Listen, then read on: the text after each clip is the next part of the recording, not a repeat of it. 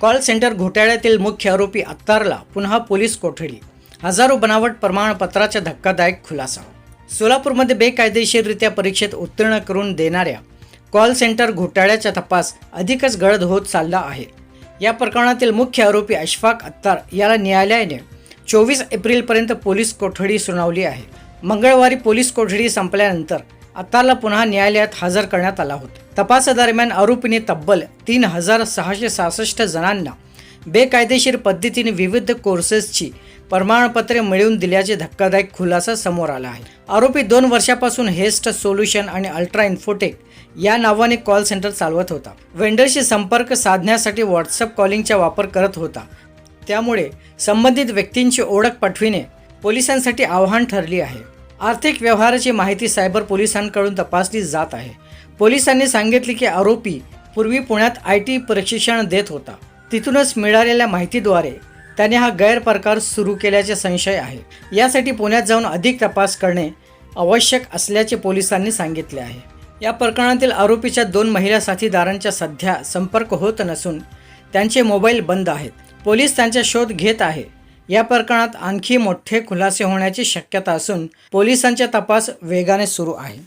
आम्हाला 16 तारखेला माहिती भेटली बाबा विजापूर नाका पोलीस स्टेशनच्या राजेश्वर नगर भागात काही IT कंपनी आहे, त्यात इलिगल काहीतरी ॲक्टिव्हिटी चालू आहे असं माहिती भेटली. त्याप्रमाणे आम्ही जाऊन पाहणी केले. मग तिथं जेंट्स आणि लेडीजचं येणं जाणं वगैरे होतं. त्यानंतर आम्ही वरिष्ठांना माहिती दिली, DCP क्राईम मॅडमना आणि CP साहेबांना. त्यांना त्यांची परवानगी घेतली. मग त्यांची परवानगी घेऊन आम्ही 17 तारखेला सकाळी त्यांच्या ऑफिस सुरू होण्यापूर्वी आमची टीम सगळे आम्ही रेडसाठी तयार होतो. 2-3 मुली आणि मुलगा वगैरे आत गेल्यानंतर आम्ही त्यांची पाठीमागच ऑफिसमध्ये प्रवेश करून तिथली माहिती घेतली आणि त्यांच्याकडे चौकशी केल्यानंतर आमच्या असं निदर्शनास आले मल्टीनॅशनल IT कंपनी आहे. मग त्या कंपनीमध्ये हेस्ट सोल्युशन व अल्ट्रा इन्फोटेक नावाच्या कंपनीचं नाव आहे त्यांचे. मग त्यामध्ये IT कंपनीमध्ये जे काही सर्व्हिसला आहेत किंवा सर्व्हिसला लागणारे मुलं आहेत त्यांच्यासाठी सर्टिफिकेटची गरज असते. त्यांना कुठल्याही कोर्सची वगैरे त्यांच्या प्रमोशनसाठी किंवा त्यांची इन्सेंटिव्ह वाढणीसाठी वगैरे तो सर्टिफिकेटची गरज असते. तो सर्टिफिकेट एक कंपनी असते, म्हणजे तो कंपनीने त्यांना सर्टिफिकेट मिळवण्यासाठी परीक्षा कंडक्ट करते. त्या परीक्षा जो कंडक्ट करत असते त्या कंडक्ट करणाऱ्या परीक्षांची सगळे डिटेल्स ऑनलाईन म्हणजे सोशल मीडियावर जाहिरात दिलेली असते. त्या जाहिरातीवरून जो कोणी ज्यांना गरज आहे IT कंपनीमध्ये सर्टिफिकेटची ते मुलं किंवा नोकरदार त्यांना संपर्क करतात. मग त्याचं डेट वगैरे सगळं फिक्स असते. मग तो ज्या कंपनीने पेपर कंडक्ट करत असते त्यांच्याकडून जो वेंडर लोक आहेत म्हणजे सगळे म्हणजे विक्रेता वगैरे त्यांनी काय करते त्यांच्याकडून सगळे डिटेल्स माहिती घेतात कोण कोण बसणार आहे. मग तो बसल्यानंतर वेंडर लोकांनी त्यांना संपर्क करतात, बाबा तुम्हाला परीक्षा पास होण्यासाठी आम्ही मदत करतो म्हणून वगैरे असे. मग त्यांची रेट ठरतात पेपरला. म्हणजे आता वेंडर लोक जास्त पण घेऊ शकतात. म्हणजे ज्यावेळी आम्ही रेट केलेले आहेत अशफाक अत्तार म्हणून आहे, मग त्यांनी एका पेपरसाठी या पेपर 2 तासाचं पण असते, 4 तासाचं पण आहे, 3 तासाचे पण आहे.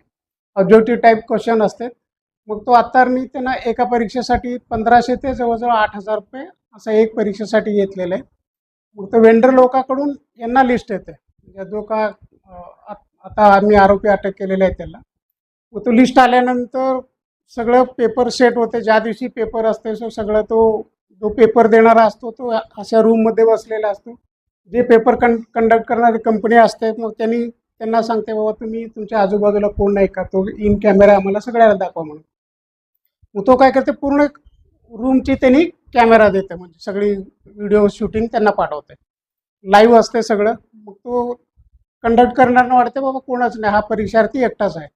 ज्यावेळी शेवटचं एक 5 मिनिट परीक्षा सुरू व्हायला असते त्यावेळी हा इन्फोटेक कंपनी आहे अशफाक अत्तारची कंपनी काय आहे त्यांच्याकडे काम करणारे त्यांना लिंकद्वारे संपर्क करतात. मग त्यांच्या जो काही परीक्षार्थी त्यांचे स्क्रीनवर जो काही माहिती येते तो स्क्रीन शेअर डायरेक्ट ह्यांना होते.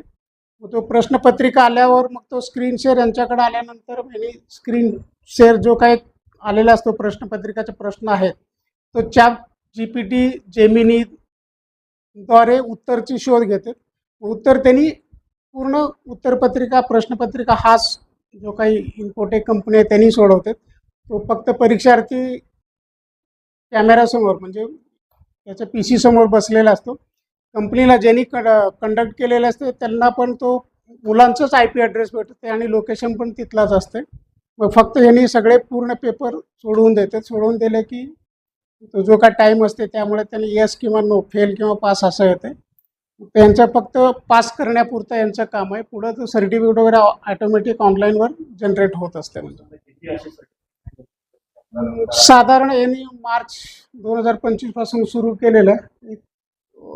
3126 वगैरे अशी म्हणजे एवढ्या लोकांना त्यांनी दिलेलं आहे. म्हणजे आता यांचे मूळ सोलापूरचेच हे आहेत, मूळ यांचे आजोबा वगैरे. ते वडील पिंपरी चिंचवड इथे सर्व्हिसला असल्यामुळे तिकडे राहिले आहेत आणि याचा जन्म वगैरे पिंपरी चिंचवडला झालेला आहे.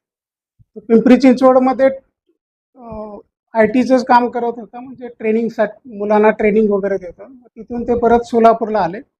सोलापूरला सासू सासऱ्यांच्याच नावाने घर आहे. त्या घर वजा ऑफिस त्यांनी तयार केलेलं आहे. तिथं हा मागील एप्रिल-मार्च पासून सुरू केलेलं आहे. मग तेव्हापासून हा इलिगल ॲक्टिव्हिटी तो करत होता. म्हणजे असे आता गुन्हा 17 तारखेला आम्ही अरेस्ट केलेला आहे. BNS 318(4), 319(2), IT act 66, 66C, 66D प्रमाणे गुन्हा दाखल केलेला आहे. आरोपी अरेस्ट आहे. आजपर्यंत त्याला कस्टडी आहे. आज आम्ही परत वाढीव रिमांडसाठी मागणी करत आहे. फिर्यादी आमचं PSI नागेश इंगळे आहे. तपास माझ्याकडे आहे. माननीय CP साहेब आणि कराय मॅडमच्या मार्गदर्शनाखाली आम्ही तपास करत आहे.